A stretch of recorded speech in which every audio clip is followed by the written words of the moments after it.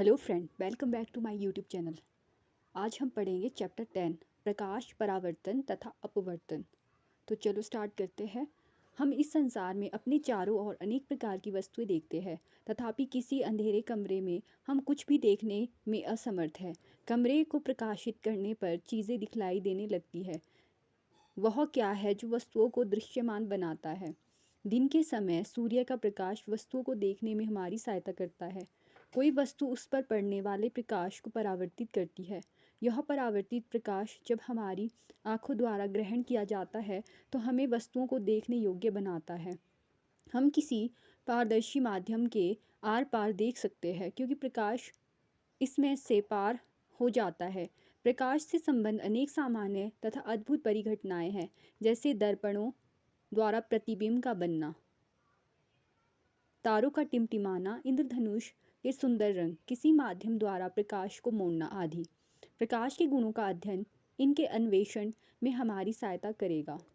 अपने चारों ओर कुछ सामान्य प्रकाशिक परिघटनाओं को देखकर हम यह निष्कर्ष निकाल सकते हैं कि प्रकाश सरल रेखाओं में गमन करता प्रतीत होता है। यह तथ्य कि एक छोटा प्रकाश स्रोत किसी अपारदर्शी वस्तु का तीक्ष्ण छाया बनाता है, प्रकाश के एक सरल रेखीय पथ की ओर इंगित करता है, जिसे प्राय प्रकाश किरण कहते हैं। यदि प्रकाश के पथ में रखी अपारदर्शी वस्तु अत्यंत छोटी हो तो प्रकाश सरल रेखा में चलने की बजाय इनके किनारों पर मुड़ने की प्रवृत्ति दर्शाता है। इस प्रभाव को प्रकाश का विवर्तन कहते हैं। तब वह प्रकाशिकी जिसमें सरल रेखीय व्यवहार के आधार पर किरणों का उपयोग करते हैं असफल होने लगती है। विवर्तन जैसी परिघटनाओं की व्याख्या करने के लिए प्रकाश को तरंग के रूप में माना जाता है, जिसका विस्तृत अध्ययन आप उच्च कक्षाओं में करेंगे। पुनः 20वीं शताब्दी के प्रारंभ में यह स्पष्ट हो गया कि प्रकाश की द्रव्य के साथ अनोन्य क्रिया के विवेचन में प्रकाश का तरंग सिद्धांत अपर्याप्त है तथा प्रकाश प्राय कणों के प्रभाव की भांति व्यवहार करता है। प्रकाश की सही प्रकृति के बारे में यह उलझन कुछ वर्षों तक चलती रही, जब तक कि प्रकाश का आधुनिक क्वांटम सिद्धांत उभर कर सामने नहीं आया, जिसमें प्रकाश को ना तो तरंग माना गया ना ही कण। इस नए सिद्धांत ने प्रकाश के कण संबंधी गुणों तथा तरंग प्रकृति के बीच सामंजस्य स्थापित किया। इस अध्याय में हम प्रकाश के परावर्तन तथा अपवर्तन की परिघटनाओं का प्रकाश के सरल रेखीय गमन का उपयोग करके अध्ययन करेंगे। ये मूल धारणाएं प्रकृति में घटने वाली कुछ प्रकाशिक परिघटनाओं के अध्ययन में हमारी सहायता करेगी। इस अध्याय में हम गोलीय दर्पणों द्वारा प्रकाश के परावर्तन, प्रकाश के अपवर्तन एवं वास्तविक जीवन में उनके अनुप्रयोगों को समझने का प्रयत्न करेंगे। प्रकाश का परावर्तन उच्च कोटि की पॉलिश किया हुआ पृष्ठ जैसे कि दर्पण अपने पर पड़ने वाले अधिकांश प्रकाश को परावर्तित कर देता है। आप प्रकाश के परावर्तन के नियमों से पहले से ही परिचित हैं। आइए इन नियमों को स्मरण करें। आपतन कोण परावर्तन कोण के बराबर होता है तथा आपतित किरण दर्पण के आपतन बिंदु पर अभिलंब तथा परावर्तित किरण सभी एक ही तल में होते हैं। परावर्तन के ये नियम गोलीय पृष्ठों सहित सभी प्रकार के परावर्तक पृष्ठों के लिए लागू होते हैं। आप समतल दर्पण द्वारा प्रतिबिंब के बनने से परिचित है। प्रतिबिंब की क्या विशेषताएं हैं? समतल दर्पण द्वारा बना प्रतिबिंब सदैव आभासी तथा सीधा होता है। प्रतिबिंब का साइज बिंब के साइज के बराबर होता है। प्रतिबिंब दर्पण के पीछे उतनी ही दूरी पर बनता है जितनी दूरी पर दर्पण के सामने बिंब रखा होता है। इसके अतिरिक्त प्रतिबिंब पार्श्व प्रतीत होता है। यदि परावर्तक पृष्ठ वक्रित हो तो प्रतिबिंब कैसे बनेंगे, आइए देखें। क्रियाकलाप 10.1 एक बड़ी चमकदार चम्मच लीजिए। इसके वक्रित पृष्ठ में अपना चेहरा देखने का प्रयत्न कीजिए। क्या आप प्रतिबिंब देख पाते हैं? यह छोटा है या बड़ा? चम्मच को धीरे धीरे अपने चेहरे से दूर ले जाइए। प्रतिबिंब को देखते रहिए, यह कैसे परिवर्तित होता है। चम्मच को उल्टा कीजिए तथा दूसरे पृष्ठ से क्रियाकलाप को दोहराइए। अब प्रतिबिंब कैसा दिखलाई देता है? दोनों पृष्ठों पर प्रतिबिंब के अभिलक्षणों की तुलना कीजिए। चमकदार चम्मच का वक्रित पृष्ठ एक वक्रित दर्पण की भांति माना जा सकता है। सबसे अधिक उपयोग में आने वाले सामान्यतः वक्रित दर्पण का प्रारूप गोलीय दर्पण है। इस प्रकार के दर्पणों के परावर्तक पृष्ठ किसी गोले के पृष्ठ का एक भाग माना जा सकता है। ऐसे दर्पण जिनका परावर्तक पृष्ठ गोलीय है गोलीय दर्पण कहलाते हैं। अब हम गोलीय दर्पणों के बारे में विस्तार से अध्ययन करेंगे। गोलीय दर्पण का परावर्तक पृष्ठ अंदर की ओर या बाहर की ओर वक्रित हो सकता है। गोलीय दर्पण जिसका परावर्तक पृष्ठ अंदर की ओर अर्थात गोले के केंद्र की ओर वक्रित है वह अवतल दर्पण कहलाता है। वह गोलीय दर्पण जिसका परावर्तक पृष्ठ बाहर की ओर वक्रित है उत्तल दर्पण कहलाता है। इन दर्पणों का आरेखीय निरूपण चित्र 10.1 में किया गया है। इन चित्रों में नोट कीजिए कि दर्पणों का पृष्ठभाग छायांकित है।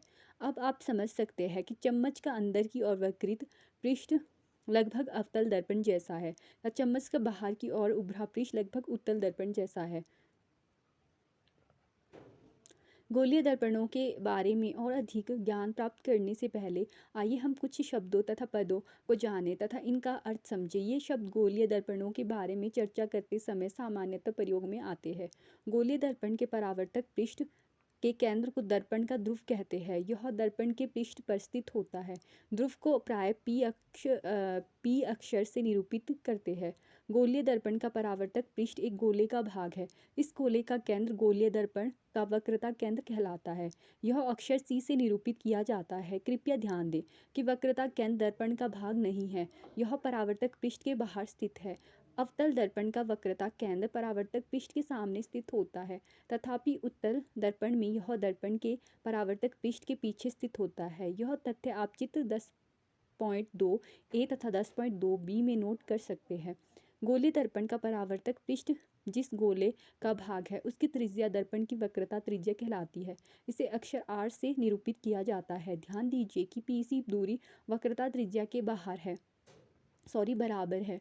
गोलीय दर्पण के ध्रुव तथा वक्रता त्रिज्या से गुजरने वाली एक सीधी रेखा की कल्पना कीजिए। इस रेखा को दर्पण का मुख्य अक्ष कहते हैं। याद कीजिए कि मुख्य अक्ष दर्पण के ध्रुव पर अभिलंब है। आइए दर्पण से संबंधित एक महत्वपूर्ण शब्द को एक क्रियाकलाप द्वारा समझें। क्रियाकलाप 10.2 चेतावनी। सूर्य की ओर या दर्पण द्वारा परावर्तित सूर्य के प्रकाश की ओर सीधा मत देखिए, यह आपकी आंखों को क्षतिग्रस्त कर सकता है। एक अवतल दर्पण को अपने हाथ में पकड़िए तथा इसके परावर्तक पृष्ठ को सूर्य की ओर कीजिए। दर्पण द्वारा परावर्तित प्रकाश को दर्पण के पास रखी एक कागज की शीट पर डालिए। कागज की शीट को धीरे धीरे आगे पीछे कीजिए जब तक कि आपको कागज की शीट पर प्रकाश का एक चमकदार तीक्ष्ण बिंदु प्राप्त न हो जाए। दर्पण तथा कागज को कुछ मिनट के लिए उसी स्थिति में पकड़े रखिए। आप क्या देखते हैं, ऐसा क्यों होता है? सर्वप्रथम कागज सुलगना प्रारंभ करता है और धुआं उठने लगता है। अंततः यह आग भी पकड़ सकता है। यह क्यों जलता है? सूर्य से आने वाली प्रकाश दर्पण के द्वारा एक तीक्ष्ण चमकदार बिंदु के रूप में अभिकेंद्रित होता है। वास्तव में कागज की शीट पर प्रकाश का यह बिंदु सूर्य का प्रतिबिंब है। यह बिंदु अवतल दर्पण का फोकस है। सूर्य के प्रकाश के संकेंद्रण से उत्पन्न ऊष्मा के कारण कागज जलता है। दर्पण की स्थिति से इस प्रतिबिंब की दूरी दर्पण की फोकस दूरी का सन्निकट मान है। आइए इस प्रेक्षण को एक किरण आरेख से समझने का प्रयत्न करें। चित्र 10.2 ए को ध्यानपूर्वक देखिए। अवतल दर्पण पर मुख्य अक्ष के समांतर कुछ किरणें आपतित हो रही है। परावर्तित किरणों का प्रेक्षण कीजिए। ये सभी दर्पण की मुख्य अक्ष के एक बिंदु पर मिल रही प्रतिच्छेदी है। यह बिंदु अवतल दर्पण का मुख्य फोकस कहलाता है। इसी प्रकार चित्र 10.2 बी को ध्यानपूर्वक देखिए। उत्तल दर्पण द्वारा मुख्य अक्ष के समांतर किरणें किस प्रकार परावर्तित होती है? परावर्तित किरणें मुख्य अक्ष पर एक बिंदु से आती हुई प्रतीत होती है। यह बिंदु उत्तल दर्पण का मुख्य फोकस कहलाता है। मुख्य फोकस को अक्षर एफ द्वारा निरूपित किया जाता है। गोलीय दर्पण के ध्रुव तथा मुख्य फोकस के बीच की दूरी फोकस दूरी कहलाती है। इसे अक्षर एफ द्वारा निरूपित करते हैं। गोलीय दर्पण का परावर्तक पृष्ठ अधिकांशतः गोलीय ही होता है। इसे पृष्ठ की एक वृत्ताकार सीमा रेखा होती है। गोलीय दर्पण के परावर्तक पृष्ठ की इस वृत्ताकार सीमा रेखा का व्यास दर्पण का द्वारक कहलाता है। चित्र 10.2 में दूरी MN द्वारक को निरूपित करती है। अपने विवेचन में हम केवल उन्हीं गोलीय दर्पण पर विचार करेंगे जिनका द्वारक इनकी वक्रता त्रिज्या से बहुत छोटा है। क्या गोलीय दर्पण की वक्रता त्रिज्या r तथा फोकस दूरी f के बीच कोई संबंध है? छोटे द्वारक के गोलीय दर्पणों के लिए वक्रता त्रिज्या फोकस दूरी से दोगुनी होती है। हम इस संबंध को r बराबर 2f द्वारा व्यक्त कर सकते हैं। यह दर्शाता है कि किसी गोलीय दर्पण का मुख्य फोकस इसके ध्रुव तथा वक्रता केंद्र को मिलाने वाली रेखा का मध्य बिंदु होता है। गोलीय दर्पण दर्पणों द्वारा प्रतिबिंब बनना। आप समतल दर्पणों द्वारा प्रतिबिंब बनने के बारे में अध्ययन कर चुके हैं। आप उनके द्वारा बनाए गए प्रतिबिंबों की प्रकृति, स्थिति, अपेक्षित साइज के बारे में भी जानते हैं। गोलीय दर्पणों द्वारा बने प्रतिबिंब कैसे होते हैं? किसी अवतल दर्पण द्वारा बिंब की विभिन्न स्थितियों के लिए बने प्रतिबिंबों की स्थिति का निर्धारण हम किस प्रकार कर सकते हैं? ये प्रतिबिंब वास्तविक है अथवा आभासी? क्या वे आवर्धित है, छोटे हैं या समान साइज के हैं? हम एक क्रियाकलाप द्वारा इसका अन्वेषण करेंगे। क्रियाकलाप 10.3 आप अवतल दर्पण की फोकस दूरी ज्ञात करने की विधि पहले ही सीख चुके हैं। क्रियाकलाप 10.2 में आपने देखा कि आपको कागज पर मिला प्रकाश का तीक्ष्ण चमकदार बिंदु वास्तव में सूर्य का प्रतिबिंब है। यह अत्यंत छोटा, वास्तविक तथा उल्टा है। दर्पण में इस प्रतिबिंब की दूरी मापकर आपने अवतल दर्पण की लगभग फोकस दूरी ज्ञात की थी। एक अवतल दर्पण लीजिए, ऊपर वर्णित विधि से इसकी सन्निकट फोकस दूरी ज्ञात कीजिए। फोकस दूरी का मान नोट कीजिए। आप किसी दूरस्थ वस्तु का प्रतिबिंब एक कागज की शीट पर प्राप्त करके भी फोकस दूरी ज्ञात कर सकते हैं। मेज पर चौक से एक लाइन बनाइए। अवतल दर्पण को एक स्टैंड पर रखिए और स्टैंड को लाइन पर इस प्रकार रखिए कि दर्पण का ध्रुव इस लाइन पर स्थित हो। चौक से पहली लाइन के समांतर और इसके आगे दो लाइनें इस प्रकार खींचिए कि किन्हीं दो उत्तरोत्तर लाइनों के बीच की दूरी दर्पण की फोकस दूरी के बराबर हो।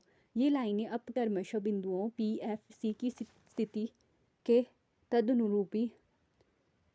तदनुरूपी होगी। याद रखिए, छोटे द्वारक के गोलीय दर्पण के लिए मुख्य फोकस F, ध्रुव P तथा वक्रता केंद्र C को मिलाने वाली रेखा के मध्य बिंदु पर स्थित होता है। एक चमकीला बिंब जैसे एक जलती हुई मोमबत्ती C से बहुत दूर किसी स्थिति पर रखिए।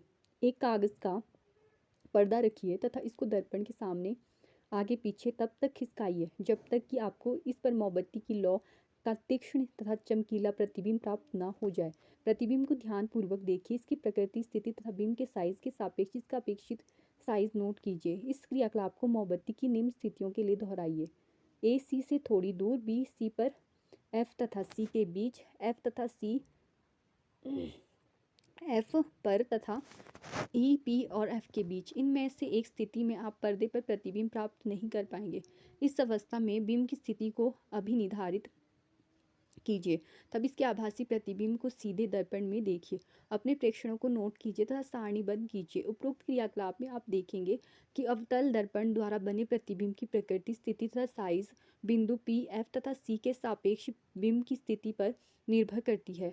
बिंब की कुछ स्थितियों के लिए बनने वाला प्रतिबिंब वास्तविक है।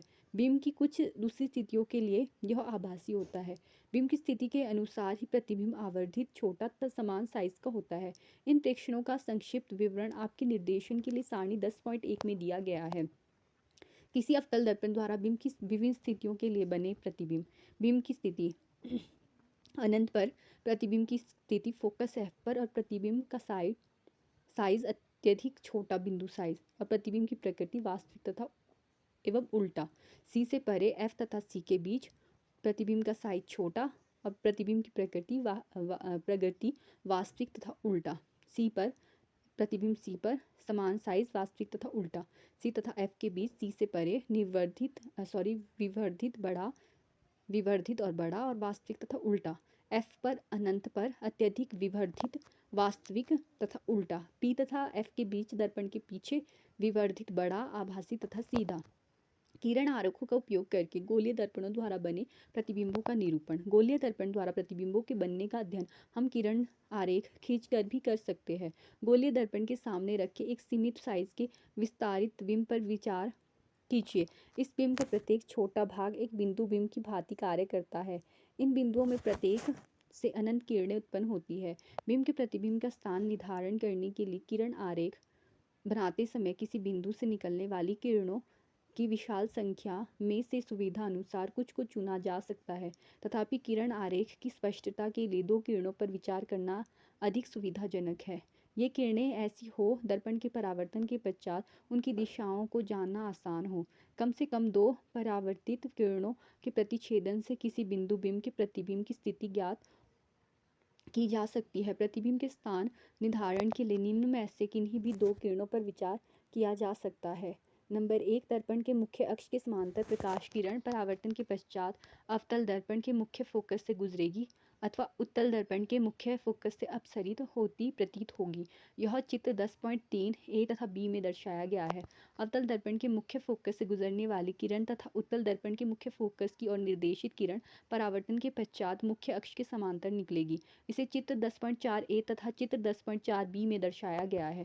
अवतल दर्पण के वक्रता केंद्र से गुजरने वाली किरण अथवा उत्तल दर्पण के वक्रता केंद्र की ओर निर्देशित किरण परावर्तन के पश्चात उसी पथ के अनुदिश वापस परावर्तित हो जाती है। इसे चित्र 10.5 ए तथा 10.5 बी में दर्शाया गया है। प्रकाश की किरणें उसी पथ से इसलिए वापस आती है क्योंकि आपतित किरणें दर्पण के परावर्तक पृष्ठ पर अभिलंब के अनुदिशित पड़ती है। 4 अवतल दर्पण चित्र 10.6 ए अथवा उत्तल दर्पण चित्र 10.6 बी के बिंदु P दर्पण का ध्रुव की और मुख्य अक्ष से तिर्यक दिशा में आपतित किरण तिर्यक दिशा में ही परावर्तित होती है।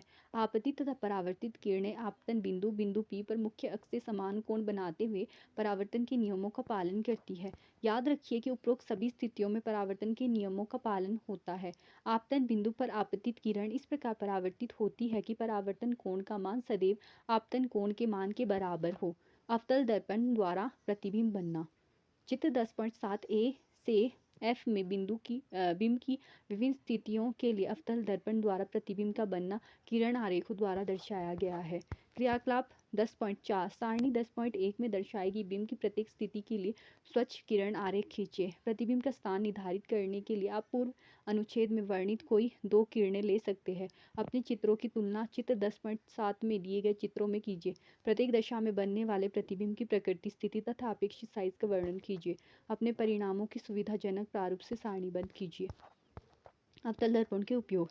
अवतल दर्पण का उपयोग सामान्यतः टॉर्च, सर्च लाइट तथा वाहनों के अग्रदीपों में प्रकाश का शक्तिशाली समांतर किरण पुंज प्राप्त करने के लिए किया जाता है। इसे प्राय चेहरे का बड़ा प्रतिबिंब देखने के लिए शेविंग दर्पणों के रूप में उपयोग करते हैं।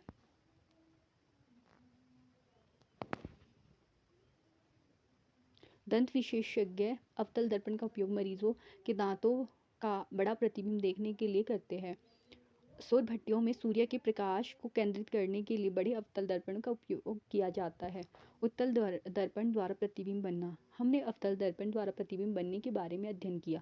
अब हम उत्तल दर्पण द्वारा प्रतिबिंब बनने के बारे में अध्ययन करेंगे। क्रियाकलाप 10.5 कोई अवतल दर्पण लीजिए, इसे एक हाथ में पकड़िए, दूसरे हाथ में एक सीधी खड़ी पेंसिल पकड़िए। दर्पण में पेंसिल का प्रतिबिंब देखिए। प्रतिबिंब सीधा है या उल्टा? क्या यह छोटा अथवा विवर्धित बड़ा है? पेंसिल को धीरे धीरे दर्पण से दूर ले जाइए। क्या प्रतिबिंब छोटा होता जाता है या बड़ा होता जाता है? क्रियाकलाप को सावधानी पूर्वक दोहराइए। बताइए कि जब बिंब को दर्पण से दूर ले जाते हैं तो प्रतिबिंब फोकस के निकट आता है अथवा उससे और दूर चला जाता है। उत्तल दर्पण द्वारा बने प्रतिबिंब का अध्ययन करने के लिए हम बिंब की 2 स्थितियों पर विचार करते हैं। पहली स्थिति में बिंब अनंत दूरी पर है, दूसरी स्थिति में बिंब दर्पण में एक निश्चित दूरी पर है। बिंब की इन 2 स्थितियों के लिए उत्तल दर्पण द्वारा बनाए गए प्रतिबिंबों के किरण आरेख को क्रमशः चित्र 10.8 ए तथा 10.8 बी में दर्शाया गया है। परिणामों का संक्षिप्त विवरण सारणी 10.2 में दिया गया है। बिंब की स्थिति अनंत पर फोकस एफ पर दर्पण के पीछे प्रतिबिंब की स्थिति। प्रतिबिंब का साइज अत्यधिक छोटा, बिंदु के साइज का। प्रतिबिंब की प्रकृति आभासी तथा सीधा। अनंत तथा दर्पण के ध्रुव P के बीच, P तथा F के बीच दर्पण के पीछे प्रतिबिंब की स्थिति। प्रतिबिंब का साइज छोटा, आभासी एवं सीधा प्रतिबिंब की प्रकृति। अभी तक आपने समतल दर्पण, अवतल दर्पण, उत्तल दर्पण द्वारा प्रतिबिंब बनाने के बारे में अध्ययन किया है। इनमें से कौन सा दर्पण किसी बड़े बिंब का पूरा प्रतिबिंब बनाएगा? आइए एक क्रियाकलाप द्वारा इसका अन्वेषण करें। क्रियाकलाप 10.6 समतल दर्पण में किसी दूरस्थ बिंब जैसे कोई दूरस्थ पेड़ का प्रतिबिंब देखिए। क्या आप पूर्ण लंबाई फुल लेंथ का प्रतिबिंब देख पाते हैं? विभिन्न साइज के समतल दर्पण लेकर प्रयोग दोहराइए। क्या आप दर्पण में बिंब का संपूर्ण प्रतिबिंब देख पाते हैं? इस क्रियाकलाप को अवतल दर्पण लेकर दोहराइए। क्या यह दर्पण बिंब की पूरी लंबाई का प्रतिबिंब बना पाता है? अब एक अवतल दर्पण लेकर इस प्रयोग को दोहराइए। क्या आपको सफलता मिली? अपने प्रेक्षणों की कारण सहित व्याख्या कीजिए। आप एक छोटे दर्पण में किसी ऊंचे भवन पेड़ का पूर्ण लंबाई का प्रतिबिंब देख सकते हैं। आगरा किले की एक दीवार में ऐसा ही एक दर्पण ताजमहल की ओर लगा हुआ है। यदि आप कभी आगरा किला देखने जाए तो दीवार में लगे इस दर्पण में ताजमहल के पूरे प्रतिबिंब को देखने का प्रयास करें। मकबरे को स्पष्ट देखने के लिए आपको दीवार की सटी हुई छत पर उचित स्थान पर खड़ा होना होगा। उत्तल दर्पणों के उपयोग। उत्तल दर्पणों का उपयोग सामान्यतः वाहनों के पश्च दृश्य दर्पणों के रूप में किया जाता है। ये दर्पण वाहन के पार्श्व में लगे हैं होते हैं तथा इनमें ड्राइवर अपने पीछे के वाहनों को देख सकते हैं, जिससे वे सुरक्षित रूप से वाहन चला सकते हैं। उत्तल दर्पणों को इसलिए भी प्राथमिकता देते हैं क्योंकि वे सदैव सीधा प्रतिबिंब बनाते हैं। यद्यपि वो छोटा होता है, इनका दृष्टि क्षेत्र भी बहुत अधिक है क्योंकि ये बाहर की ओर वक्रित होते हैं। अतः समतल दर्पण की तुलना में उत्तल दर्पण ड्राइवर को अपने पीछे के बहुत बड़े क्षेत्र को देखने में समर्थ बनाते हैं। गोलीय दर्पणों द्वारा परावर्तन के लिए चिन्ह परिपाटी। गोलीय दर्पण द्वारा प्रकाश के परावर्तन पर विचार करते समय हम एक निश्चित चिन्ह परिपाटी का पालन करेंगे, जिसे नई कार्तीय चिन्ह परिपाटी कहते हैं। इस परिपाटी में दर्पण के ध्रुव P के मूल बिंदु मानते हैं। चित्र 10.9 दर्पण के मुख्य अक्ष को निर्देशांक पद्धति का x अक्ष x लिया जाता है। यह परिपाटी निम्न प्रकार है। एक बिंब सदैव दर्पण के बाईं ओर रखा जाता है। इसका अर्थ है कि दर्पण पर बिंब से प्रकाश बाईं ओर से आपतित होता है। दो मुख्य अक्ष के समांतर सभी दूरियां दर्पण के ध्रुव से मापी जाती है। तीन मूल बिंदु के दाईं ओर प्लस x अक्ष के अनुदिश मापी गई सभी दूरियां धनात्मक मानी जाती है, जबकि मूल बिंदु के बाईं ओर माइनस x अक्ष के अनुदिश मापी गई दूरियां ऋणात्मक मानी जाती है। चार मुख्य अक्ष के लंबवत तथा ऊपर की ओर प्लस y अक्ष के अनुदिश मापी जाने वाली दूरियां धनात्मक मापी जाती है। पांच मुख्य अक्ष के लंबवत तथा नीचे की ओर माइनस y अक्ष के अनुदिश मापी जाने वाली दूरियां ऋणात्मक मापी जाती है। ऊपर वर्णित नई कार्तिकीय चिन्ह परिपाटी आपके संदर्भ के लिए चित्र 10.9 में दर्शाई गई है। यह चिन्ह परिपाटी दर्पण का सूत्र प्राप्त करने तथा संबंधित आंकिक प्रश्नों को हल करने के लिए प्रयुक्त की गई है। दर्पण सूत्र तथा आवर्धन। गोलीय दर्पण में इसके ध्रुव से बिंब की दूरी बिंब दूरी कहलाती है। दर्पण के ध्रुव से प्रतिबिंब की दूरी प्रतिबिंब दूरी कहलाती है। आपको पहले ही ज्ञात है कि ध्रुव से मुख्य फोकस की दूरी फोकस दूरी कहलाती है। इन तीनों राशियों के बीच एक संबंध है जिसे दर्पण सूत्र द्वारा प्रस्तुत किया जाता है। इस सूत्र को निम्न प्रकार व्यक्त किया जाता है: 1/v + 1/u = 1/f। यह संबंध सभी प्रकार के गोलीय दर्पणों के लिए तथा बिंब की सभी स्थितियों के लिए मान्य है। प्रश्नों को हल करते समय जब आप दर्पण सूत्र में u, v, f तथा r के मान प्रतिस्थापित करें तो आपको नई कार्तीय चिन्ह परिपाटी का प्रयोग करना चाहिए। आवर्धन। गोलीय दर्पण द्वारा उत्पन्न आवर्धन वह अपेक्षित विस्तार है जिससे ज्ञात होता है कि कोई प्रतिबिंब की अपेक्षा कितना गुना आवर्धित है। इसे प्रतिबिंब की ऊंचाई तथा बिंब की ऊंचाई के अनुपात रूप में व्यक्त किया जाता है। यदि h बिंब की ऊंचाई हो तथा h' प्रतिबिंब की ऊंचाई हो तो गोलीय दर्पण द्वारा उत्पन्न आवर्धन प्राप्त होता है।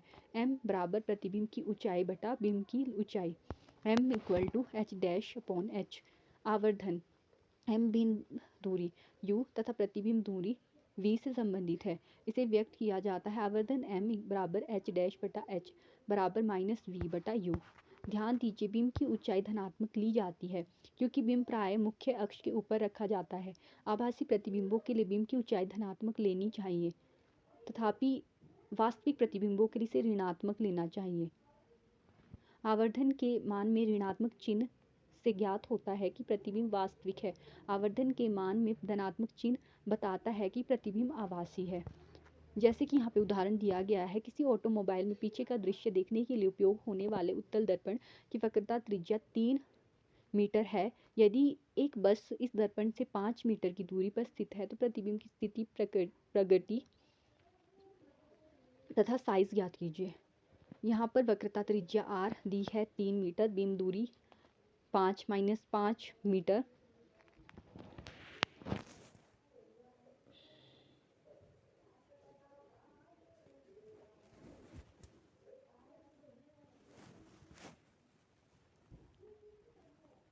फिर है प्रतिबिंब दूरी v जो कि निकालनी है, प्रतिबिंब की ऊंचाई भी निकालनी है।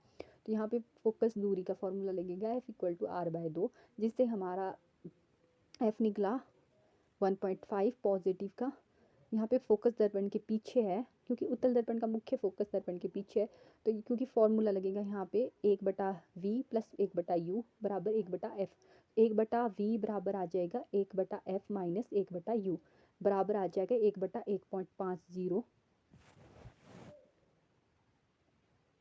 माइनस 1/-5 बराबर आ गया यहाँ पर इसका आंसर 1.15 मीटर। प्रतिबिंब दर्पण के पीछे 1.15 मीटर की दूरी पर है। आवर्धन आएगा m बराबर h' बराबर -v/u। यहाँ पे आंसर आएगा 0.23। प्रतिबिंब आभासी सीधा तथा साइज में बिंब से छोटा 0.23 गुना है।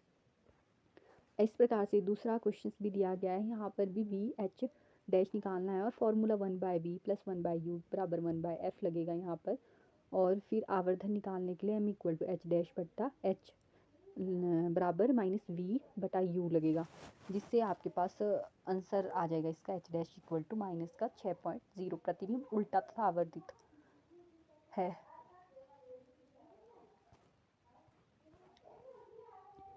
प्रकाश का अपवर्तन। किसी पारदर्शी माध्यम में प्रकाश सरल रेखा में गमन करता प्रतीत होता है। जब प्रकाश एक पारदर्शी माध्यम से दूसरे में प्रवेश करता है तो क्या होता है? क्या यह अब भी सरल रेखा में चलता है? वह अपनी दिशा बदलता है। हम अपने दिन प्रतिदिन के कुछ अनुभवों को दोहराएंगे। आपने देखा होगा कि पानी से भरे किसी टैंक तथा ताल या पोखर की तली उठी हुई प्रतीत होती है। इसी प्रकार जब कोई मोटा कांच का स्लेब सिल्ली किसी मुद्रित सामग्री पर रखा जाता है तो कांच के स्लेब के ऊपर से देखने पर अक्षर उठे हुए प्रतीत होते हैं। ऐसा क्यों होता है? क्या आपने किसी कांच के बर्तन में रखे पानी में किसी पेंसिल को आंशिक रूप से डूबे देखा है? यह वायु तथा पानी के अंतर पृष्ठ पर अर्थात पानी के ऊपरी सतह पर टेढ़ी प्रतीत होती है। आपने देखा होगा कि पानी से भरे किसी कांच के बर्तन में रखे नींबू पार्श्व से देखने पर अपने वास्तविक साइज से बड़े प्रतीत होते हैं। इन अनुभवों की व्याख्या आप किस प्रकार करेंगे?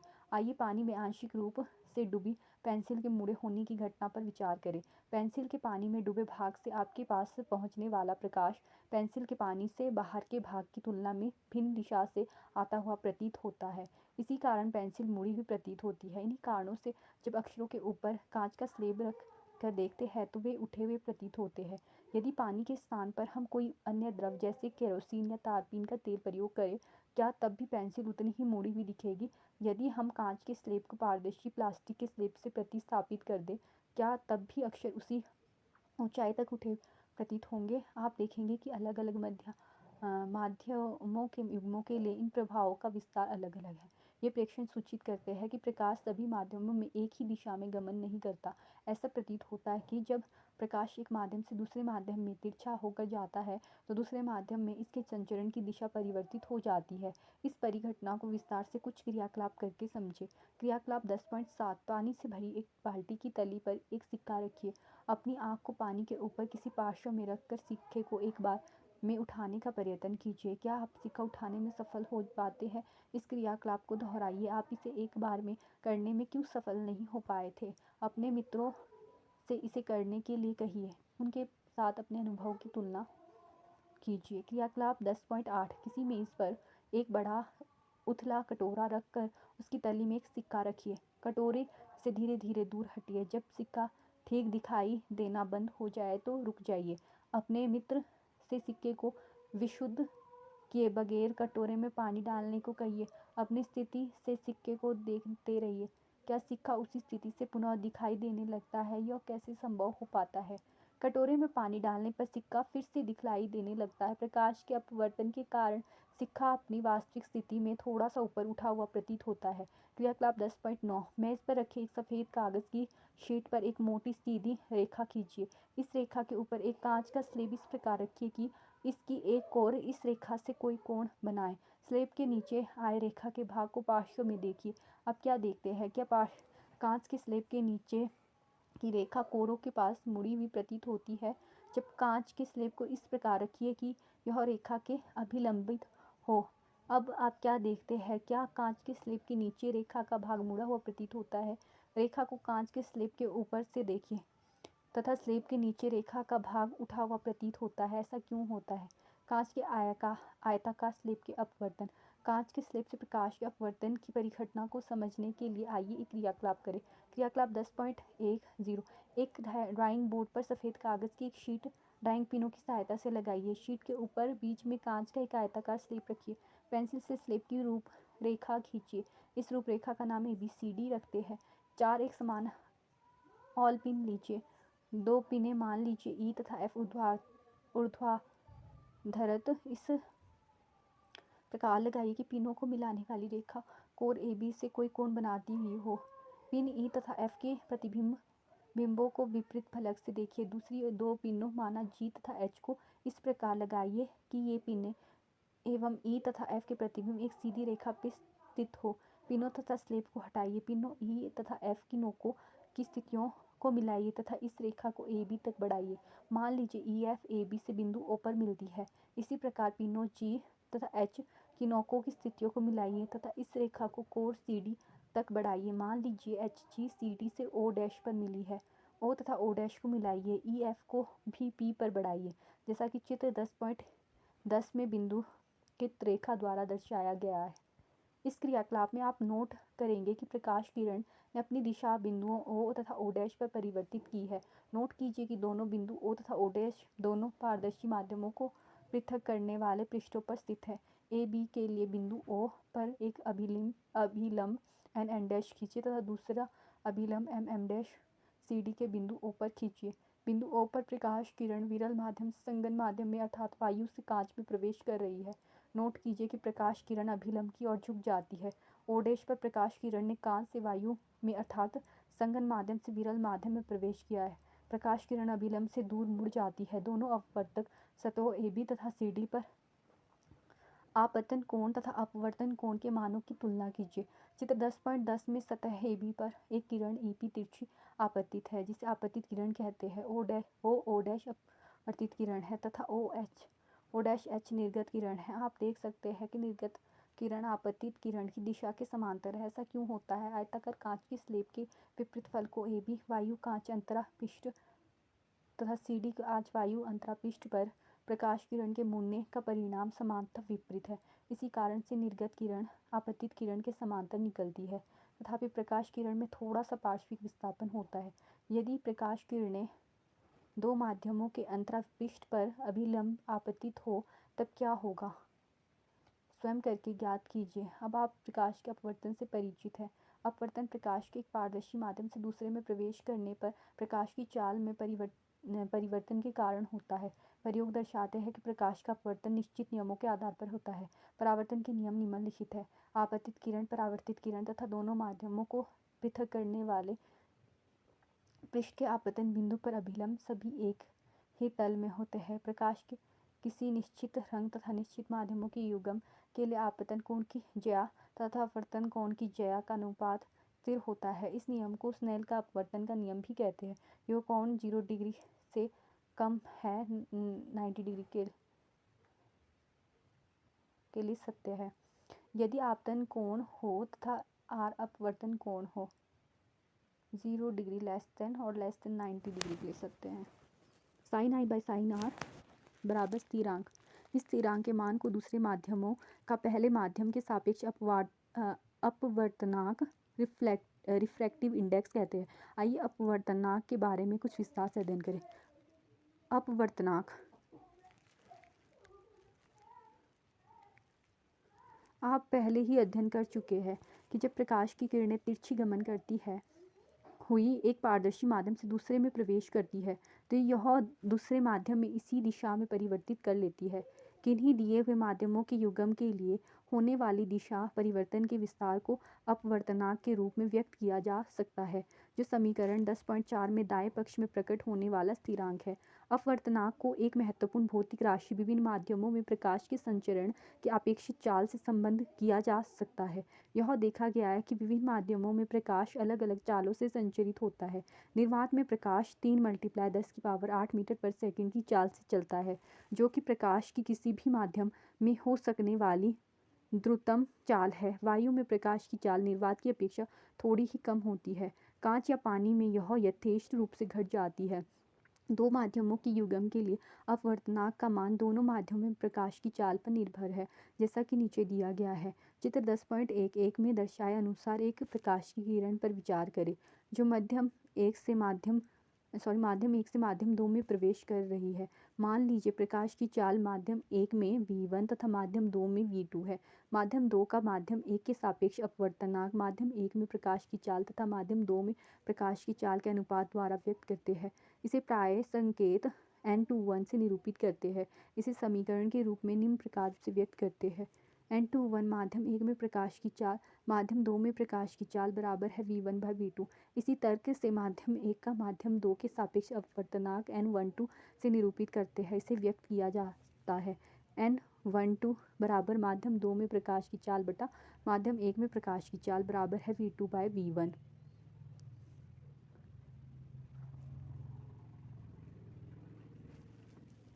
यदि माध्यम एक निर्वात या वायु है तब माध्यम 2 का अपवर्तनांक निर्वात के सापेक्ष माना जाता है। यह माध्यम का निरपेक्ष अपवर्तनांक कहलाता है। यह केवल n2 से निरूपित किया जाता है। यदि वायु में प्रकाश की चाल c है तब माध्यम प्रकाश की चाल v है, तब माध्यम का अपवर्तनांक nm होगा। nm बराबर वायु में प्रकाश की चाल बटा माध्यम में प्रकाश की चाल बराबर हो गया c/v। माध्यम का निरपेक्ष अपवर्तनांक केवल अपवर्तनांक कहलाता है।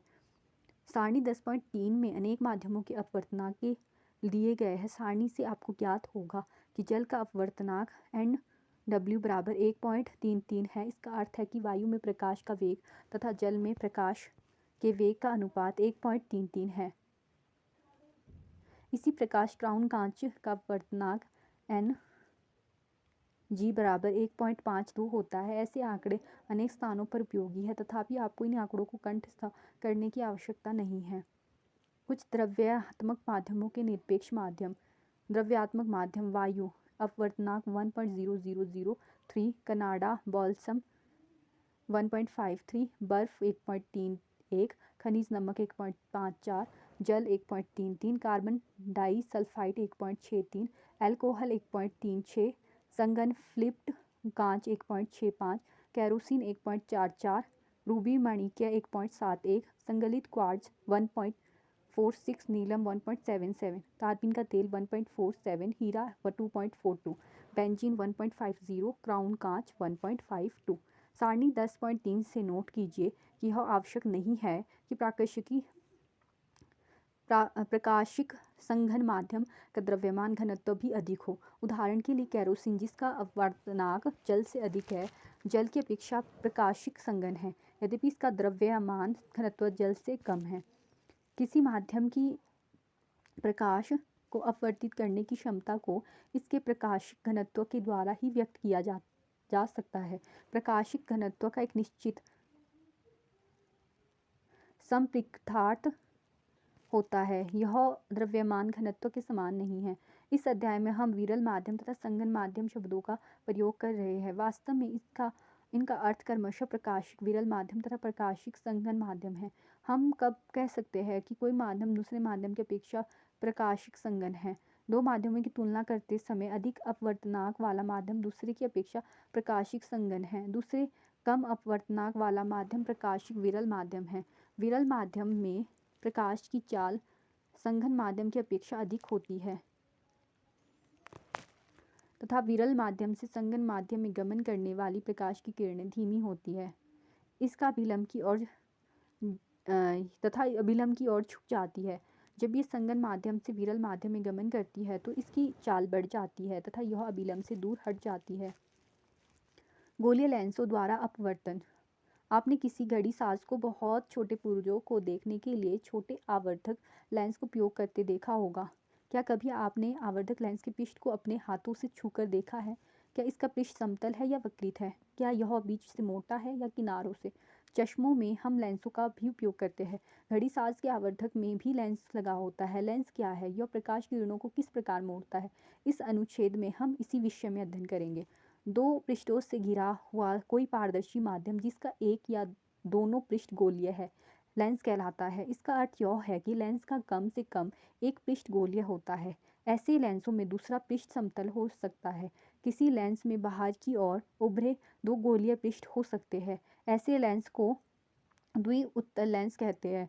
इसे केवल उत्तल लेंस भी कहते हैं। यह किनारों की अपेक्षा 20 से मोटा होता है। उत्तल लेंस प्रकाश किरणों को चित्र 10.12 ए में दर्शाए अनुसार अभिसरित करता है, इसीलिए उत्तल लेंसों को अभिसारी लेंस भी कहते हैं। इसी प्रकार एक द्वि अवतल लेंस वक्रित दो गोलीय पृष्ठों से घिरा होता है। यह बीच की अपेक्षा किनारों से मोटा होता है। ऐसे लेंस प्रकाश किरणों को चित्र 10.12 बी में दर्शाए अनुसार अपसरित करते हैं। ऐसे लेंसों को अपसारी लेंस कहते हैं। द्वि अवतल लेंस प्राय अवतल लेंस भी कहलाता है। किसी लेंस में चाहे वह उत्तल हो अथवा अवतल, दोनों गोलीय पृष्ठ होते हैं। इनमें से प्रत्येक पृष्ठ एक गोले का भाग होता है। इन गोलों के केंद्र लेंस के वक्रता केंद्र कहलाते हैं। लेंस का वक्रता केंद्र प्राय अक्षर C द्वारा निरूपित किया जाता है। क्योंकि लेंस के दो वक्रता केंद्र है, इसीलिए इन्हें C1 तथा C2 द्वारा निरूपित किया जाता है। किसी लेंस के दोनों वक्रता केंद्रों से गुजरने वाली एक काल्पनिक सीधी रेखा लेंस की मुख्य अक्ष कहलाती है। लेंस का केंद्रीय बिंदु इसका प्रकाशिक केंद्र कहलाता है। इसे प्राय अक्षर O से निरूपित करते हैं। लेंस के प्रकाशिक केंद्र से गुजरने वाली प्रकाश किरण बिना किसी विचलन के निर्गत होती है। गोलीय लेंस के वृत्ताकार रूपरेखा का प्रभावी व्यास इसका द्वारक कहलाता है। इस अध्याय में हमने विवेचन में हम केवल उन्हीं लेंसों तक सीमित रहेंगे जिनका द्वारक इनकी वक्रता त्रिज्या से बहुत छोटा है और दोनों वक्रता केंद्र प्रकाशिकी केंद्र से समान दूरी पर होते हैं। ऐसे लेंस छोटे द्वारक के पतले लेंस कहलाते हैं। जब किसी लेंस पर समांतर किरणें आपतित होती है तो क्या होता है, इसे समझने के लिए आइए क्रियाकलाप करें। क्रियाकलाप 10.11 चेतावनी। इस क्रियाकलाप को करते समय अथवा अन्यथा भी सूर्य की ओर सीधे या लेंस से ना देखें। यदि आप ऐसा करेंगे तो आपकी आंखों को क्षति हो सकती है। एक उत्तल लेंस को अपने हाथ में पकड़िए, इसे सूर्य की ओर निर्दिष्ट कीजिए। सूर्य के प्रकाश को एक कागज की शीट पर फोकसित कीजिए। सूर्य का एक तीक्ष्ण चमकदार प्रतिबिंब प्राप्त होता है। कागज तथा लेंस को कुछ समय के लिए उसी स्थिति में पकड़े रखिए। कागज को देखते रहिए क्या होता है, ऐसा क्यों होता है। क्रियाकलाप 10.2 के अपने अनुभव को स्मरण कीजिए। कागज सुलगने लगता है और धुआं उत्पन्न होता है। कुछ समय पश्चात यह आग भी पकड़ सकता है। ऐसा क्यों होता है। सूर्य से आने वाले प्रकाश की किरणें समांतर होती है। लेंस द्वारा यह किरणें एक तीक्ष्ण चमकदार बिंदु के रूप में कागज पर अभिकेंद्रित कर दी जाती है। वास्तव में कागज की शीट पर यह चमकदार बिंदु सूर्य का प्रतिबिंब है। एक बिंदु पर सूर्य के प्रकाश का संकेंद्रण ऊष्मा उत्पन्न करता है। इसके कारण कागज जलने लगता है। अब हम एक लेंस को मुख्य अक्ष के समांतर प्रकाश किरणों पर विचार करते हैं। जब आप प्रकाश की ऐसी किरणों को किसी लेंस से गुजारते हैं तो क्या होता है। एक उत्तल लेंस के लिए इसे चित्र 10.12 ए में तथा अवतल लेंस के लिए चित्र 10.12 बी में दर्शाया गया है। चित्र 10.12 ए को ध्यानपूर्वक देखिए। उत्तल लेंस पर मुख्य अक्ष के समांतर प्रकाश की बहुत सी किरणें आपतित है। ये किरणें लेंस से अपवर्तन के पश्चात मुख्य अक्ष पर एक बिंदु पर अभिसरित हो जाती है। मुख्य अक्ष पर यह बिंदु लेंस का मुख्य फोकस कहलाता है। आइए अब एक अवतल लेंस का व्यवहार देखें। चित्र 10.12 बी को ध्यानपूर्वक देखिए। अवतल लेंस पर मुख्य अक्ष के समांतर प्रकाश की अनेक किरणें आपतित हो रही है। ये किरणें लेंस से अपवर्तन के पश्चात मुख्य अक्ष के एक बिंदु से अपसरित होती प्रतीत होती है। मुख्य अक्ष पर यह बिंदु अवतल लेंस का मुख्य फोकस कहलाता है। यदि आप किसी लेंस के विपरीत पृष्ठ से समांतर किरणों को गुजरने दें तो आपको पहले से विपरीत दिशा में दूसरा मुख्य फोकस प्राप्त होगा। मुख्य फोकस को निरूपित करने के लिए प्राय अक्षर F का प्रयोग होता है। तथापि किसी लेंस में दो मुख्य फोकस होते हैं, इन्हें F1 तथा F2 द्वारा निरूपित किया जाता है। किसी लेंस के मुख्य फोकस की प्रकाशिक केंद्र से दूरी फोकस दूरी कहलाती है। फोकस दूरी को अक्षर F द्वारा निरूपित किया जाता है। आप किसी उत्तल लेंस की फोकस दूरी किस प्रकार ज्ञात कर सकते हैं। क्रियाकलाप 10.11 को स्मरण कीजिए। इस क्रियाकलाप में लेंस की स्थिति तथा सूर्य के प्रतिबिंब की स्थिति के बीच की दूरी लेंस की सन्निकट फोकस दूरी कहलाती है। लेंसों द्वारा प्रतिबिंब बनना। लेंस प्रतिबिंब कैसे बनाते हैं। लेंस प्रकाश के अपवर्तन द्वारा प्रतिबिंब बनाते हैं। इन प्रतिबिंबों की प्रकृति क्या है। आइए पहले उत्तल लेंस के लिए इसका अध्ययन करें। क्रियाकलाप 10.12 एक उत्तल लेंस लीजिए। क्रियाकलाप 10.11 में वर्णित विधि द्वारा इसकी सन्निकट फोकस दूरी ज्ञात कीजिए। एक लंबी मेज पर चौक का प्रयोग करके 5 समांतर सीधी रेखा इस प्रकार खींचिए कि किन्हीं दो उत्तरोत्तर रेखाओं के बीच की दूरी लेंस की फोकस दूरी के बराबर हो। लेंस को एक लेंस स्टैंड पर लगाइए। इसे मध्य रेखा पर इस प्रकार रखिए कि लेंस का प्रकाशिक केंद्र इस रेखा पर स्थित हो। लेंस के दोनों ओर दो रेखाएं क्रमशः लेंस के F तथा 2F के तदनुरूपी होगी। इन्हें उचित अक्षरों द्वारा अंकित कीजिए, जैसे क्रमशः 2F1 F2 F1 F1 and F2 तथा 2F2। एक जलती हुई मोमबत्ती को बाईं और 2f1 से काफ़ी दूर रखिए। लेंस की विपरीत दिशा में रखे एक पर्दे पर इसका स्पष्ट तथा तीक्ष्ण प्रतिबिंब बनाइए। प्रतिबिंब की प्रकृति, स्थिति, अपेक्षित साइज नोट कीजिए। इस क्रियाकलाप में बिंब को 2f1 से थोड़ा दूर f1 तथा 2fn के बीच f1 पर तथा f1 और o के बीच रखकर दोहराइए। अपने प्रेक्षणों को नोट कीजिए तथा सारणीबद्ध कीजिए। बिंब की विभिन्न स्थितियों के लिए उत्तल लेंस द्वारा बनाए गए प्रतिबिंब की प्रकृति, स्थिति, अपेक्षित साइज का संक्षिप्त विवरण सारणी 10.4 में दिया गया है। बिंब की स्थिति अनंत पर तो प्रतिबिंब की स्थिति फोकस f2, प्रतिबिंब का अपेक्षित साइज अत्यधिक छोटा बिंदु आकार और वास्तविक तथा उल्टा। 2f से परे f2 तथा 2f2 के बीच छोटा और वास्तविक तथा उल्टा। 2f1 पर 2f2 पर समान साइज और वास्तविक तथा उल्टा। f1 2f1 के बीच 2f2 से परे बड़ा, विवर्धित, वास्तविक तथा उल्टा। फोकस f1 पर अनंत पर असीमित रूप से बड़ा अथवा अत्यधिक विवर्धित, वास्तविक तथा उल्टा। फोकस f1 तथा प्रकाशिकी केंद्र O के बीच जिस ओर बिंब है लेंस के उसी ओर बड़ा, विवर्धित, आभासी तथा सीधा।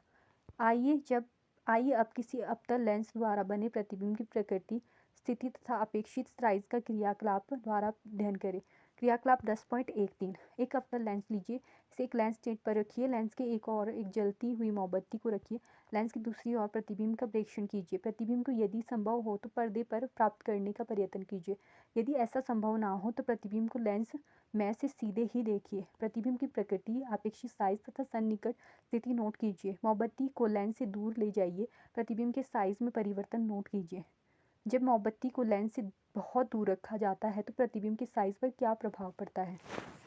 उपरोक्त क्रियाकलाप का संक्षिप्त विवरण सारणी 10.5 में दिया गया है। सारणी 10.5 में बिंब की विभिन्न स्थितियों के लिए अवतल लेंस द्वारा बने प्रतिबिंब की प्रकृति, स्थिति, अपेक्षित साइज। बिंब की स्थिति अनंत पर, प्रतिबिंब की स्थिति फोकस f1 पर, प्रतिबिंब का अपेक्षित साइज अत्यधिक छोटा बिंदु आकार, प्रतिबिंब की प्रकृति आभासी तथा सीधा। अनंत तथा लेंस की प्रकाशिक केंद्र O के बीच में फोकस f1 तथा प्रकाशिक केंद्र O के बीच में प्रतिबिंब का अपेक्षित साइज छोटा और प्रतिबिंब की प्रकृति आभासी तथा सीधा। इस क्रियाकलाप से आप क्या निष्कर्ष निकालते हैं। अवतल लेंस सदैव एक आभासी, सीधा तथा छोटा प्रतिबिंब बनाएगा, चाहे बिंब कहीं भी स्थित हो।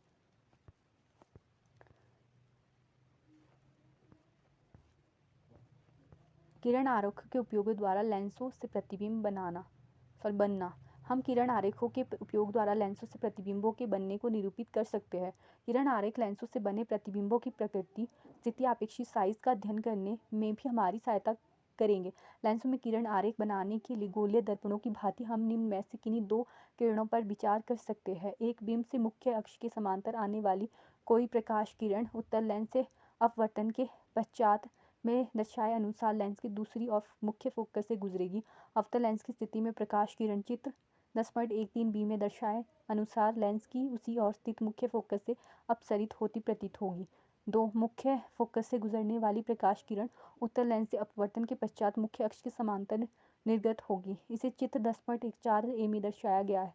अवतल लेंस के मुख्य फोकस पर मिलती प्रतीत होने वाली प्रकाश किरण अपवर्तन के पश्चात मुख्य अक्ष के समांतर निर्गत होगी। इसे चित्र 10.14 बी में दर्शाया गया है।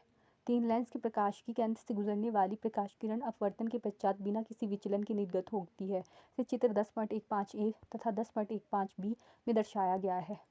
चित्र 10.16 में उत्तल लेंस द्वारा किसी बीम की कुछ स्थितियों में प्रतिबिंब बनने को किरण आरेखों द्वारा दर्शाया गया है। चित्र 10.17 में अवतल लेंस द्वारा बिंब को विभिन्न स्थितियों में प्रतिबिंब बनने को किरण आरेखों द्वारा दर्शाया जाता है। गोलीय लेंसों के लिए चिन्ह परिपाटी। लेंसों के लिए हम गोलीय दर्पणों जैसी चिन्ह परिपाटी अपनाएंगे। दूरियों के चिन्ह के निर्धारण के लिए हम यहाँ भी उन्हीं नियमों को अपनाएंगे। केवल जहाँ दर्पणों में सभी दूरियाँ उनके ध्रुवों से नापी जाती है तथा लेंसों में सभी माप उनके प्रकाशिक केंद्र से लिए जाते हैं। परिपाटी के अनुसार उत्तल लेंस की फोकस दूरी धनात्मक होती है जबकि अवतल लेंस की फोकस दूरी ऋणात्मक होती है। आपको u, v तथा f बीम ऊंचाई h तथा प्रतिबिंब ऊंचाई h' के मान में उचित चिन्हों का चयन करने में सावधानी बरतनी चाहिए। लेंस सूत्र तथा आवर्धन। जिस प्रकार हमने गोलीय दर्पणों के लिए सूत्र ज्ञात किया था उसी प्रकार गोलीय लेंसों के लिए भी लेंस सूत्र स्थापित किया गया है। यह सूत्र बीम दूरी u, प्रतिबिंब दूरी v तथा फोकस दूरी f के बीच संबंध प्रदान करता है। लेंस सूत्र व्यक्त किया जाता है 1/v - 1/u बराबर 1/f। उपरोक्त लेंस सूत्र व्यापक है तथा किसी भी गोलीय लेंस के लिए सभी स्थितियों में मान्य है। लेंसों से संबंधित प्रश्नों को हल करने के लेंस सूत्र में आंशिक मान प्रतिस्थापित करते समय विभिन्न राशियों के उचित चिन्हों का ध्यान रखना चाहिए। आवर्धन, किसी लेंस द्वारा उत्पन्न आवर्धन किसी गोलीय दर्पण द्वारा उत्पन्न आवर्धन की ही भांति प्रतिबिंब की ऊंचाई तथा बिंब की ऊंचाई के अनुपात के रूप में परिभाषित किया जाता है। आवर्धन को अक्षर m द्वारा निरूपित किया जाता है। यदि बिंब की ऊंचाई h हो तथा लेंस द्वारा बनाए गए प्रतिबिंब की ऊंचाई h' हो, तब लेंस द्वारा उत्पन्न आवर्धन प्राप्त होगा। m प्रतिबिंब की ऊंचाई बटा बिंब की ऊंचाई h'/h। लेंस द्वारा उत्पन्न आवर्धन बिंब दूरी u तथा प्रतिबिंब दूरी v से संबंधित है। इस संबंध को व्यक्त करते हैं आवर्धन h'/h बराबर v/u। उदाहरण 10.3, किसी अवतल लेंस की फोकस दूरी 15 सेंटीमीटर है। बिंब को लेंस के कितनी दूरी पर रखें कि इसके द्वारा बिंब का लेंस से 10 मीटर दूरी पर प्रतिबिंब बने। लेंस द्वारा उत्पन्न आवर्धन भी ज्ञात कीजिए।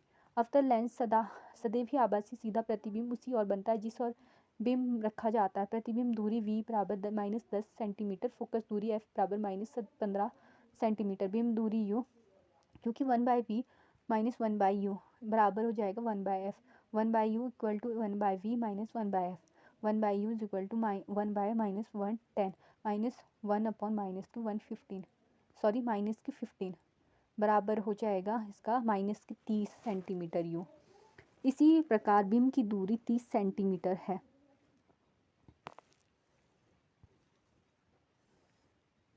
आवर्धन m बराबर v/u, जिसमें m बराबर आया 10 सेंटीमीटर माइनस का 30 सेंटीमीटर बराबर 1/3 0.33। यहाँ धनात्मक चिन्ह यह दर्शाता है कि प्रतिबिंब सीधा तथा आभासी है। प्रतिबिंब का साइज बिंब के साइज का 1/3 है। ऐसे ही उदाहरण 10.4, कोई 2 सेंटीमीटर लंबा बिंब 10 सेंटीमीटर फोकस दूरी के किसी उत्तल लेंस के मुख्य अक्ष के लंबवत रखा गया। बिंब की लेंस से दूरी 15 सेंटीमीटर है। प्रतिबिंब की प्रकृति, स्थिति तथा साइज ज्ञात कीजिए। इसका आवर्धन भी ज्ञात कीजिए। यहाँ पे फॉर्मूला यूज होगा 1/v बराबर 1/u प्लस 1/f, और यहाँ पे u आ गया प्लस का 30 सेंटीमीटर, और आवर्धन निकालने के लिए m(h'/h v/u), तो h' equal to h v/u बराबर आ गया ये m h' आ गया -4 सेंटीमीटर, और m बराबर आ गया -2। m तथा h' ऋणात्मक चिन्ह यह दर्शाते हैं कि उपरोक्त वर्णन के अनुसार प्रतिबिंब उल्टा तथा वास्तविक है। यह मुख्यतः अक्ष के नीचे बनता है। इस प्रकार एक वास्तविक उल्टा तथा 4.0 सेंटीमीटर लंबा प्रतिबिंब लेंस के दाईं ओर लेंस से 30 सेंटीमीटर दूरी पर बनता है। यह प्रतिबिंब 2 गुना और विवर्धित है।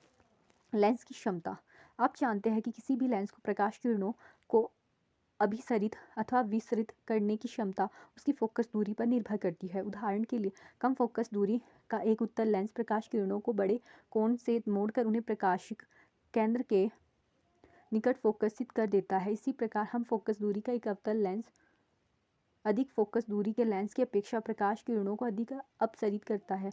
किसी लेंस द्वारा प्रकाश किरणों को अभिसरण या अपसरण करने की मात्रा को इसकी क्षमता के रूप में व्यक्त किया जाता है। इसे अक्षर p द्वारा निरूपित किया करते हैं, जिसे f फोकस दूरी के लेंस की क्षमता p बराबर 1/f। लेंस की क्षमता का ऐसा ही मात्रक डायोप्टर है। इसे अक्षर d द्वारा दर्शाया जाता है। यदि f को मीटर में व्यक्त करें तो क्षमता को डायोप्टर में व्यक्त किया जाता है। इस प्रकार एक डायोप्टर इस लेंस की क्षमता है जिसकी फोकस दूरी 1 मीटर हो। एक डायोप्टर बराबर 1 मीटर पर सेकंड 1 पर मीटर है। आप नोट कर सकते हैं कि उत्तल लेंस की क्षमता धनात्मक तथा अवतल लेंस की क्षमता ऋणात्मक होती है। चश्मा बनाने वाले सब संशोधित लेंस निर्धारित करते हैं तो उनकी क्षमता का उल्लेख करते हैं। मान लीजिए निर्धारित लेंस की क्षमता +2d है। इसका अर्थ है कि निर्धारित लेंस उत्तल है तथा उसकी फोकस दूरी +0.50 m है। इसी प्रकार अगर -2.5d क्षमता के लेंस की फोकस दूरी -0.40 मीटर है, यह लेंस अवतल है। अनेक प्रकाशिक यंत्रों में कई लेंस लगे होते हैं। उन्हें प्रतिबिंब को अधिक आवर्धित तथा सुस्पष्ट बनाने के लिए संयोजित किया जाता है। इस प्रकार संपर्क में रखे लेंसों की कुल क्षमता उन लेंसों को पृथक पृथक क्षमताओं P1, P2, P3 आदि का बीजगणितीय योग होती है, जैसे P बराबर P1 plus P2 plus P3 so on to. चश्मा बनाने वालों के लिए लेंसों की फोकस दूरी के स्थान पर क्षमताओं का उपयोग करना काफ़ी सुविधाजनक है। आंखें टेस्ट करते समय चश्मा बनाने वाला ज्ञात क्षमता वाले संशोधित लेंसों के अनेक अलग अलग संयोजनों को संपर्क में रख कर चश्मों को टेस्ट करने वाले फ्रेम के अंदर रखता है। चश्मा बनाने वाला आवश्यक लेंस की क्षमता की गणना सरल बीजगणितीय योग के द्वारा कर लेता है। उदाहरण के लिए +2D और +0.25D क्षमता वाले दो लेंसों का संयोजन +2.25D क्षमता के एकल लेंस के तुल्य है। लेंसों की क्षमताओं की योज्यता के इस गुणधर्म का उपयोग एकल लेंस द्वारा बने प्रतिबिंबों में कुछ दोषों को कम करने में किया जा सकता है। कई लेंसों को एक दूसरे के संपर्क में रखकर बनाए गए लेंस निकायों का उपयोग सामान्यतः कैमरों के लेंस तथा सूक्ष्मदर्शियों तथा दूरदर्शकों के लेंसों के डिज़ाइन में किया जाता है। आपने क्या सीखा? प्रकाश सरल रेखाओं में गमन करता प्रतीत होता है। दर्पण तथा लेंस वस्तुओं के प्रतिबिंब बनाते हैं। बिंब की स्थिति के अनुसार प्रतिबिंब वास्तविक अथवा आभासी हो सकते हैं। सभी प्रकार के परावर्ती पृष्ठ परावर्तन के नियमों का पालन करते हैं। अपवर्ती पृष्ठ अपवर्तन के नियमों का पालन करते हैं। गोलीय दर्पणों तथा लेंसों के लिए नई कार्तीय चिन्ह परिपाटी अपनाई जाती है। दर्पण सूत्र 1/V प्लस 1/U बराबर 1/F। बिंब दूरी U प्रतिबिंब दूरी V तथा गोलीय दर्पण की फोकस दूरी F में संबंध दर्शाता है। किसी गोलीय दर्पण की फोकस दूरी उसकी वक्रता त्रिज्या की आधी होती है। किसी गोलीय दर्पण द्वारा उत्पन्न आवर्धन प्रतिबिंब की ऊंचाई तथा बिंब की ऊंचाई का अनुपात होता है। संघन माध्यम से विरल माध्यम में तिरछी गमन करने वाली कोई प्रकाश किरण अभिलंब से परे झुक जाती है। विरल माध्यम से संघन माध्यम में तिरछी गमन करने वाली प्रकाश किरण अभिलंब की ओर झुक जाती है। निर्वात में प्रकाश 3×10⁸ मीटर पर सेकंड की अत्यधिक चाल से गमन करता है। विभिन्न माध्यमों में प्रकाश की चाल भिन्न भिन्न होती है। किसी पारदर्शी माध्यम का अपवर्तनांक प्रकाश की निर्वात में चाल तथा प्रकाश के माध्यम में चाल का अनुपात होता है। किसी आयताकार कांच के स्लेब के प्रकरण में अपवर्तन वायु कांच अंतरापृष्ठ एवं कांच वायु अंतरापृष्ठ दोनों पर होता है। निर्गत किरण आपतित किरण की दिशा के समांतर होती है। लेंस सूत्र 1/V माइनस 1/U बराबर 1/F। बिंब दूरी U प्रतिबिंब दूरी V तथा गोलीय लेंस की फोकस दूरी F में संबंध दर्शाता है। किसी लेंस की क्षमता उसकी फोकस दूरी का व्युत्क्रम होती है। लेंस की क्षमता का SI मात्रक डायोप्टर है। Thank you for watching. अगर मेरी द्वारा दी गई इन्फॉर्मेशन आपको महत्वपूर्ण लगती है तो मेरे चैनल को लाइक, शेयर और सब्सक्राइब कर ले।